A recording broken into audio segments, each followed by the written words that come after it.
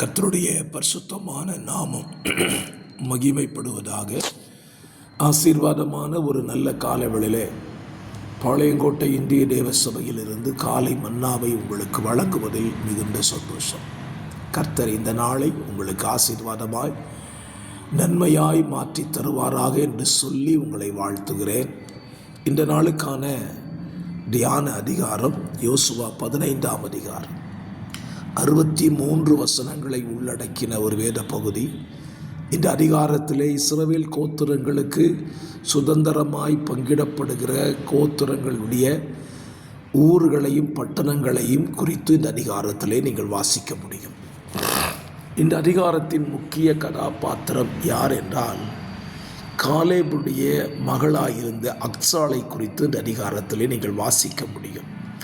சில நேரங்களிலே சில நபர்களை சில அதிகாரத்தில் மாத்திரம்தான் வாசித்து புரிந்து கொள்ள முடியும். அதில் ஒருவள் அக்சாள்.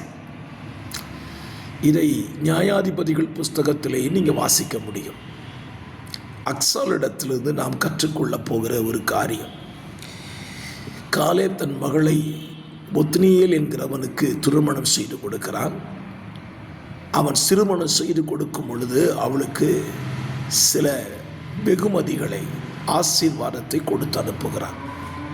என்ன கொடுத்து அனுப்புகிறான் அப்படின்னு கேட்டா,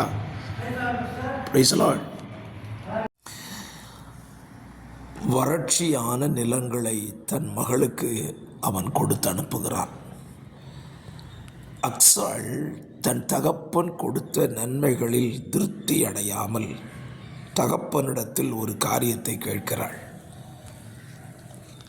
15ஆம் அதிகாரம் 19ஆம் வசனம். அப்பொழுது அவள், எனக்கு ஒரு ஆசீர்வாதம் தர வேண்டும், எனக்கு வறட்சியான நிலத்தை தந்தீர், நீர்ப்பாய்ச்சலான நிலத்தையும் எனக்கு தர வேண்டும் என்றாள். அப்பொழுது அவளுக்கு மேற்புறத்திலும் கீழ்ப்புறத்திலும் நீர்ப்பாய்ச்சலான நிலங்களை கொடுத்தான். என்னை கேட்கிற அருமையான கர்த்தருடைய பிள்ளைகளே, தேவன் நமக்கு கொடுத்ததை கொண்டு திருப்திப்படுவது நல்லதுதான். ஆனாலும் தேவனிடத்தில் நாம் கேட்டு பெற்றுக்கொள்ள வேண்டிய நன்மைகளும் உண்டு. தகப்பன் மகளுக்கு கொடுத்த ஆசீர்வாதத்தில் அவள் திருப்திப்படவில்லை. ஏன் அவன் வறட்சியான நிலத்தை கொடுத்தான் என்று நான் சிந்திக்கிறேன் என்றால், தன் மகள் வறட்சியை நீர்ப்பாய்ச்சலான தோட்டமாய் மாற்றி விடுவாள் என்கிற நம்பிக்கை அவனுக்கு உண்டாயிருந்தது. எப்படி காலேப்பு மலை நாட்டை திருத்தி தன்னுடைய சந்ததிகளுக்கு ஆசீர்வாதமாய் மாற்றிக்கொண்டானோ, அப்படி போலவே தன் மகளும் செய்து விடுவாள் என்ற நம்பிக்கையில் கொடுத்தான்.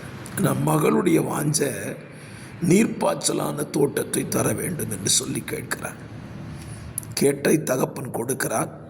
அதே போல இந்த காலவேளையிலே தேவனிடத்தில் நீங்களும் கேளுங்கள். ஆண்டவரே, நான் போகிற பாதை வறட்சியாக இருக்கலாம், அது நீர் தந்திருக்கலாம், ஆகிலும் நான் மனம் மகிழும்படி எனக்கு நீர்ப்பாய்ச்சலான தோட்டத்தையும் தாரும் என்று கேட்டால் நிச்சயமாய் நம்முடைய தகப்பன் கொடுப்பார். உலகத் தகப்பனே தன் பிள்ளைகளுக்கு நீர்ப்பாய்ச்சலான தோட்டத்தை கொடுப்பானால், பரம தகப்பன் அதைவிட நமக்கு மேன்மையான ஆசீர்வாதத்தை கொடுப்பது எத்தனை நிச்சயமானது. ஆகவே இந்த காலவேளையிலையும் நீங்களும் நானும் நம்முடைய தகப்பனிடத்தில் கேட்போம். இப்பொழுது நம்முடைய கையில் இருப்பது வறண்ட வாழ்க்கையாயிருக்கலாம், வறட்சியான நிலைமையாயிருக்கலாம். அதை நாம் திருத்தி ஆசீர்வாத பூமியாய் மாற்றுவதற்கு தேவனாகிய கர்த்தர் நமக்கு உதவி செய்ய வல்லவராயிருக்கிறார். நாம் அதை திருத்துவோம். அதை செழிப்புள்ள பூமியாய் மாற்றுவதற்கு பரிசுத்த ஆவியானுடைய உதவியை நாடுவோம். கூடவே தேவன் திருத்தி வைத்திருக்கிற நீர்ப்பாய்ச்சலான ஆசீர்வாதங்களை தேவனிடத்தில் கேட்டு பெற்றுக்கொள்வோம். நிச்சயமாய் அதை நமக்கு அவர் தந்தருள்வார். ஜெபிக்கலாம். பரிசுத்த பிதாவே, இந்த காலவேளையிலே எங்கள் வாழ்க்கையில் இருக்கிற வறட்சியான நிலங்களை திருத்தி நீர்ப்பாய்ச்சலாய் மாற்ற உதவி செய்யுங்க.